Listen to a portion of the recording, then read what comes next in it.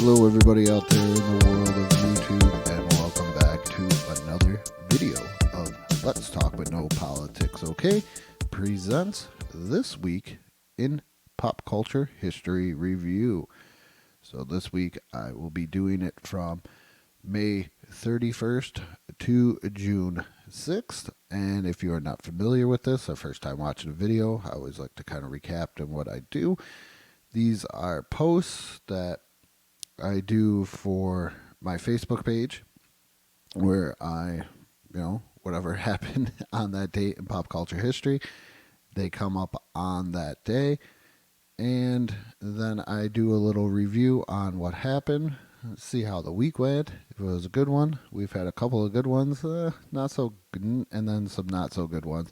But it's always fun to go back, talk about that nostalgic moment that you have with it, and maybe you share the same. And like I said in last video, if you do have a nostalgic moment about something and you want me to say it on one of these videos, please leave a comment on the underneath the Facebook page on that day or before I do this video, and I will. And I'll ask you if it's okay if I can use it, and if you say okay, I will definitely read it off, and just give another perspective of something of that. These are things that I just choose. I look them up. I try and figure out what is best for the audience and stuff like that as well. But each one still, I think, has a nostalgic factor. If you, sometimes no matter when you grew up or anything like that as well. So, reminder, Let's Talk But No Politics, okay? New episodes every Sunday on the BICBP Radio Network, Apple Podcast, Spotify, and also Google Podcast. I forget about these ones, Amazon Music and Audible because they're new. And also bonus episodes every Friday on the Helium Radio Network at 7 p.m. Eastern. So without further ado, let's get into this. May 31st, 2002, Undercover Brother is released in theaters. At this point, I'm out of high school, just working, hanging out with friends, and my one friend goes, "Have you ever seen Undercover Brother?" I said, "No, I've never seen Undercover Brother." He says, "You have to watch this movie. It is great." And watched it, and to this day, I love it. Great cast, kind of a great, I don't know how to put it, but it's just so funny in every aspect that it has. I love the fact that Chris Kattan is supposed to be this kind of anti-black establishment worker, but yet he's always listening to like hip-hop music and stuff like that.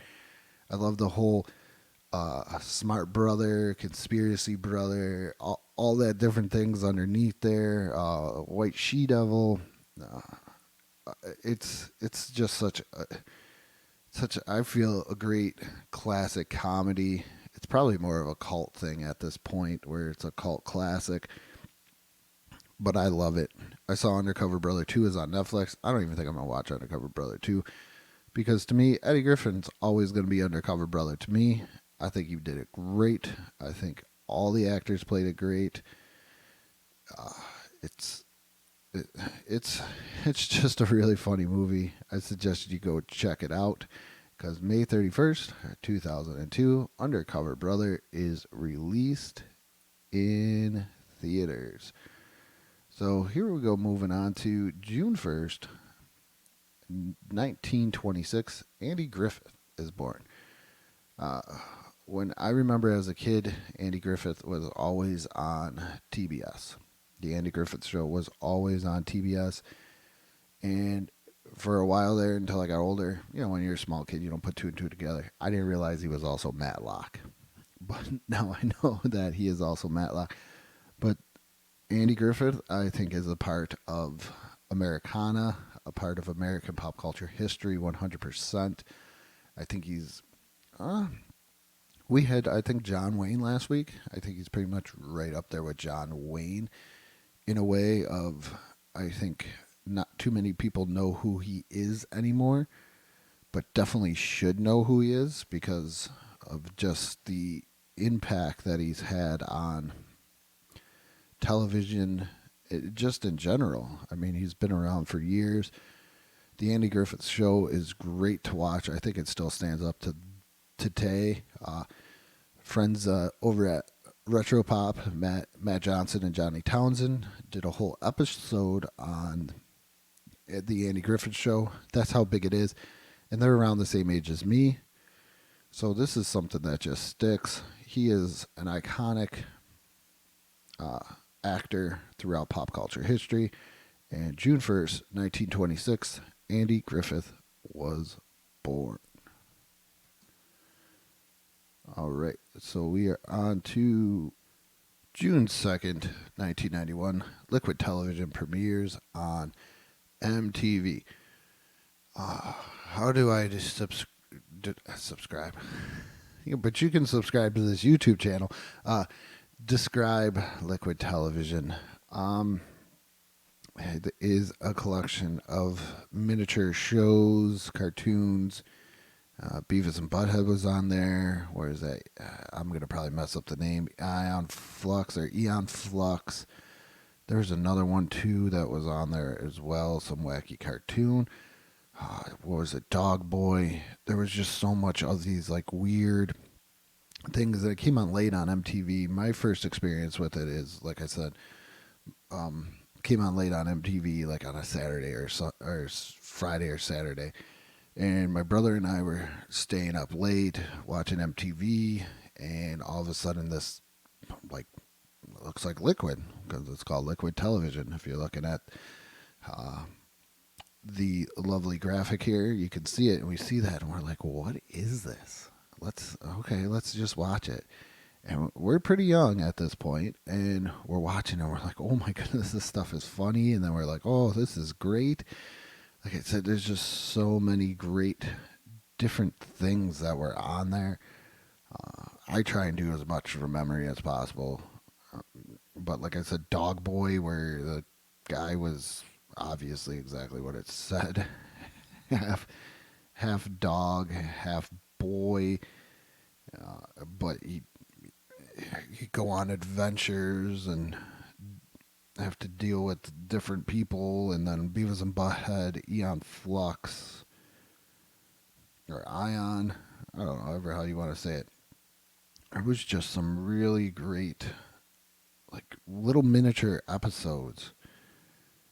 Let's see what else I can remember in here. Caught Up Camera, it's a parody candid camera involving outrageous situations, invisible hands, Buzzbox, stick figure theater. Beavis and Butthead, The Specialist. Oh, I think I remember The Specialist. If I could see a picture. Just stuff like that on there. It's just so weird. Stuff you don't see today. Definitely stuff that you don't see today. And if you do, you're like catching it on Hulu or Netflix or something like that. And it's something I think most people would have to tell you. But Liquid Television just was awesome growing up. It was something we didn't know what time exactly it came on at. Didn't have a TV guide or anything at that point, so we weren't quite sure. We just knew that if we stayed up late on a Saturday, and you had to look. I remember us looking, going, okay, well, what time does it say on the VCR? Because you wanted to know, so that way next weekend you can, check it out and get back to it, because it was just so awesome of all these little mini clip shows and everything else. And it was just odd, and you wanted to watch more, especially as a young kid. Why didn't you? Who doesn't love to watch odd stuff as a kid? But June 2nd, 1991, Liquid Television premieres on MTV. So here is our next one. Is June 3rd, 1969, the final episode of Star Trek, the original series, airs. I am not a fan of the original series. I debated my good friend from Retro Pop and Retro Bliss, History Creeps, Mr. Johnny Townsend. I wouldn't say it was more the debate. It was the discussion, of why I prefer Next Generation over the original series and why he prefers the original series over the Next Generation. But I am not going to discount what the original series did for Star Trek. If we don't have the original series, we don't have the good even number original series movies, so we do not have Star Trek The Next Generation. Therefore, I do not get mine, so in a way, I have to pay homage to the original series, plus two, it gives you such iconic pop culture characters, and that's what this is mainly about in Spock, Kirk, Bones, classic lines of "Beam me up, Scotty," and "Damn it, Jim, I'm a doctor," stuff like that. Lieutenant Uhura, just a great groundbreaking show as well. First interracial kiss by William, or I'll just use there because I'm not sure what Lieutenant Uhura's real name is, but Kirk and Uhura shared a kiss. So that was like the first interracial kiss ever on television. Very powerful things happened through this thing. I just personally not a fan of it. I do enjoy its campiness sometimes in the science fiction realm of it, but without people like Kirk, Spock, Bones, Scotty, Chekhov, Sulu, we all those people, we don't have the Next Generation. So I have to, in a way, pay homage to the original series because of what it brought, what it did, the characters that it brought to us, and everything else. I'm just not a fan. Will I check it out every once in a while? Yes, I will. But is it my go-to Star Trek series to rewatch? No, not at all. But June 3rd, 1969, the final episode of Star Trek The Original Series airs. So let's get moving on to June 4th, 1982. Poltergeist is released in theaters. I have not seen Poltergeist in years. I do know about it. Classic pop culture movie quote line. They're here. Craig T. Nelson. Yeah, he plays the father. Like I said, I have not watched this in years. The little girl that played in there died at a very young age. I do remember. I kind of remember watching it. It was scary as a kid because by the time this was out on like home movie and you could actually rent them and do all that stuff, I was still young and this was not something I wanted to mess with. My father was more into the horror kind of genre of that, but this was a very powerful movie and it is still in there with pop culture history today, especially kind of as I don't know. I don't think too many people talk about it. I don't know if it's a horror, suspense. It's horror, suspense, thriller kind of. But they don't talk about it like they do with Friday the 13th and Halloween and what else am I missing? Nightmare on Elm Street. Because there was a bunch of different Poltergeist movies, but nobody really talks about them. They just talk about the main one, Poltergeist, or Poltergeist. And probably because the people are going, well, because the other ones weren't very good. I don't think I've ever seen the other ones, maybe bits and pieces, but they don't talk about this as as a series anymore. They talk about the one movie, but where does it rank in that kind of category there? That's kind of an interesting question in itself. Where does the Poltergeist franchise rank among Halloween, Friday the 13th, and Nightmare on Elm Street? And what do we got? Hellraiser also, I believe 80s and 90s as well, and stuff like that. So I don't know if it can go in completely into it. Maybe better as a movie with like storytelling. Like I said, I haven't watched this in years, so I can't really tell you too much. I just know as a kid this movie scared the crap out of me, and as an adult, I'm pretty sure I can decipher real from fantasy a little bit more than when I was a kid that age. So, Poltergeist, or June 4th, 1982, Poltergeist is released in theaters. So, let's move on to June 5th, 1998. The Truman Show is released in theaters. This is my favorite Jim Carrey movie. I don't know if it's anybody else's, but this is mine. This is where you see, I think, kind of the first time I can kind of remember, because he's only done like maybe like Ace Ventura. Nobody's really seen Once Bitten, but Ace Ventura 2, Dumb and Dumber, things of that nature. And then you see Jim Carrey play this kind of a little bit of a straight face role, but it's still a comedy, but it's a little bit serious in there. It's a comedic drama, I guess you could call. But this is definitely my favorite one. Is he's stuck. Spoilers: if you've never seen Truman Show, please go watch it. Um, he's from birth stuck in a reality TV show that he doesn't even know that he's stuck in. So once he starts figuring things out, he wants to escape, but they're doing everything possible to get him to escape, making storms and everything else at a very early age. They made his father drown so that way he would be afraid of water and never want to leave, because by the time he got older, he lived in this big giant dome as well. And every aspect of his life was controlled. It's just a great movie. I get my ending for all my podcasts from The Truman Show because of the good morning, good afternoon, and good night. I thought that was great when, he said good morning, and if I don't see you later, good afternoon and good night. So I was like, you know what, I think that would be a great closing as well. So, like I said, this is my favorite Jim Carrey movie. It's probably the best like comedic drama one that he ever did, and it just holds a special place in my heart. And it's surprising that I would say that because I'm a Dan Marino fan, so most people would be like, oh, you probably like Ace Ventura a lot. Do I like Ace Ventura? Yeah, but I prefer Ace Ventura 2 over Ace Ventura for a good laugh. But when it comes down to Jim Carrey in a movie, I'm going to choose Truman Show any day of the week. And on June 5th, 1998, The Truman Show was released in theaters. So here is our final one.